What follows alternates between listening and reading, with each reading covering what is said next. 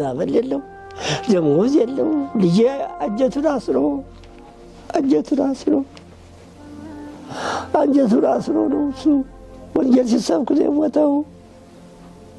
ታላቅ ሰው ያጣ ነው።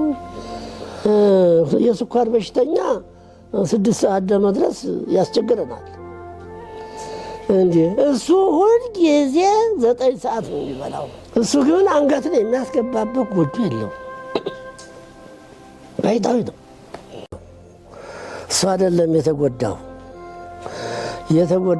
እሱ ሳይሆን እኛ ነን የተጎዳ ነው።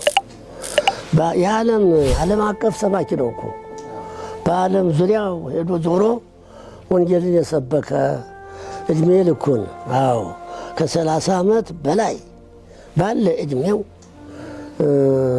እንደ ወፍ እየበረረ ወንጌልን ሲሰብክ የኖረ ልጃችን ደም ያቺ ቅድስተ ቅዱሳን እመቤታችን ትገርመኛለች። ዲሲ ማርያም በጣም እጹብ ድንቅ ነው የእሷ ስራ። አዙሮ እግዚአብሔር እመቤታችን እደጇ የእድሜው ፍጻሜ እንዲሆን ነፍሱ ከስጋው እዚያው ተለይታ ሊቃውንቱ ተሰብስበው ፈተውት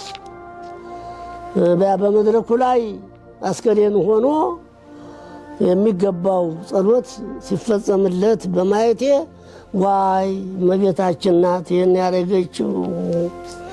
የድካሙን ታውቅለታለች።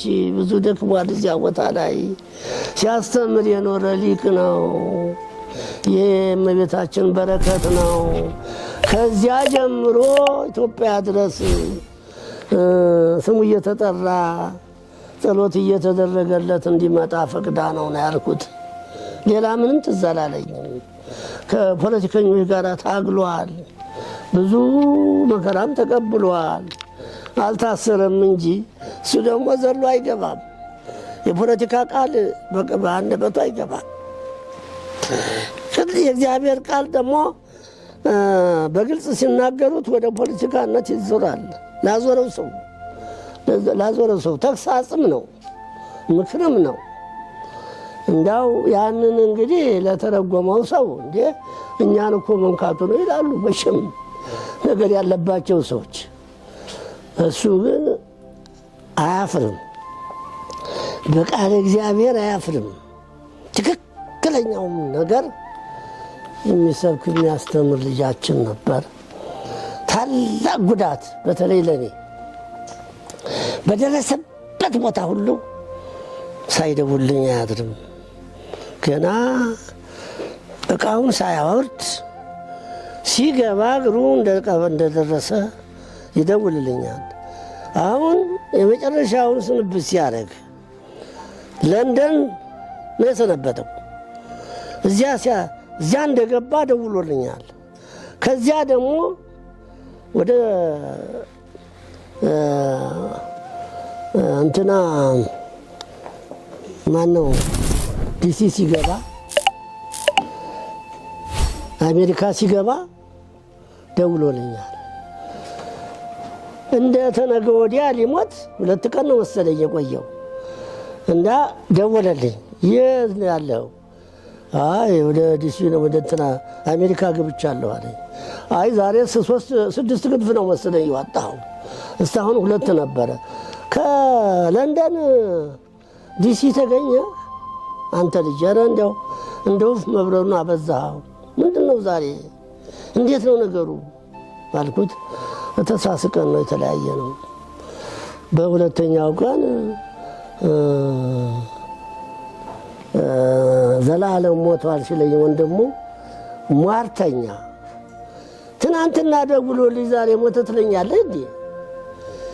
መጫወቻ ነው እንዴ አንተ? ስትቀልድብኝ ነው እንዴ? ኧረ አይደለም ብሎ ተንገብግቦ አለቀሰ።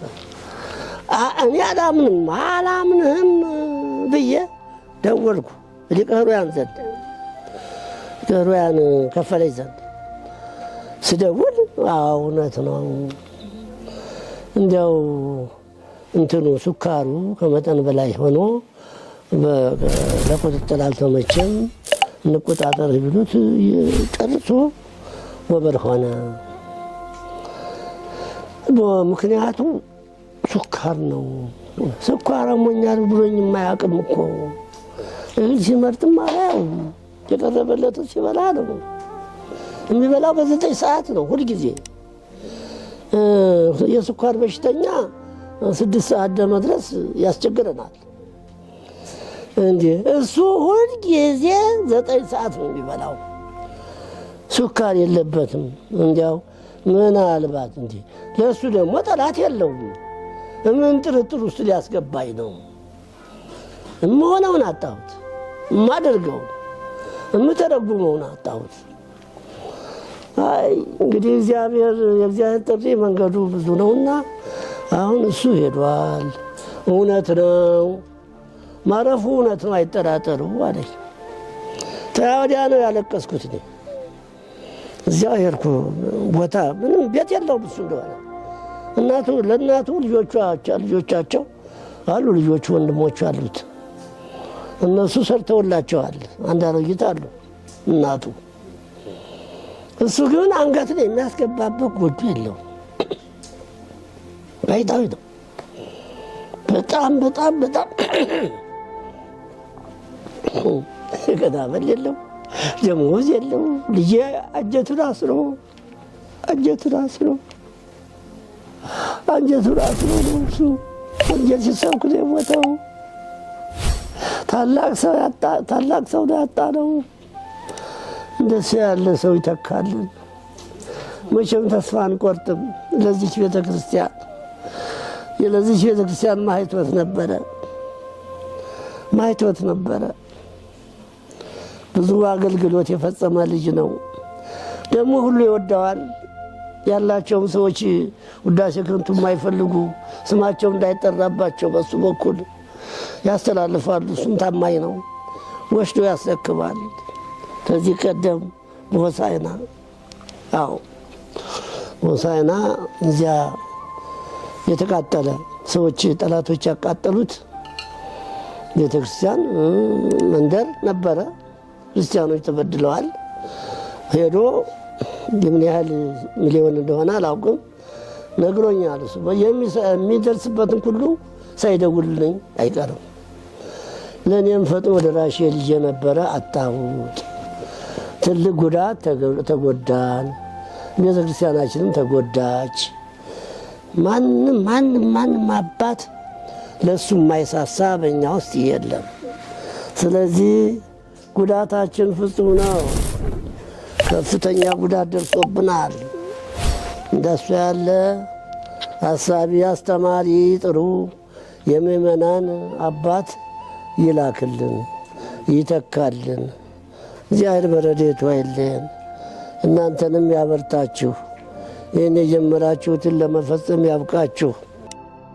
አቡነ ዘበሰማያት እንበል። አቡነ ዘበሰማያት ይትቀደስ ስምከ ትምጻእ መንግሥትከ ወይኩን ፈቃድከ በከመ በሰማይ ከማሁ በምድር ሲሳየነ ዘለለዕለትነ ሀበነ ወኅድግ አበሳነ ከመ ንሕነኒ ንኅድግ ለዘአበሰ ለነ አብአነ ዘወትር አላድኅነነ ወላድኅነ ኩሉ እኩይ እስመ ዚአከ ይእቲ መንግሥት ኃይል ወስብሐት ለዓለመ በሰላመ ቅዱስ ገብርኤል መልአክ ወእግዝእቴ ማርያም ሰላም ለኪ ድንግል በናኪ ወድንግል በሥጋኪ እመ እግዚአብሔር ጸባኦት ሰላም ለኪ ቡርክት አንቲ እምአንስት ወቡሩክ ፍሬ ከርሥኪ ተፈሥሒ ፍሥሕት ወእንተ ጸጋ እግዚአብሔር ምስሌኪ ሰአሊ ወጸልዪ ምሕረተ አፍቅሮ ለኪ ክርስቶስ ከመ ይስረይ ለነ ኃጣውኢነ ወእግዚእ ኢየሱስ ክርስቶስ ስረይ ኃጢአቴ ወኃጢአተ ኩሉ ሕዝብከ ማእሰረ ኃጢአት እግዚአብሔር ይፍታ።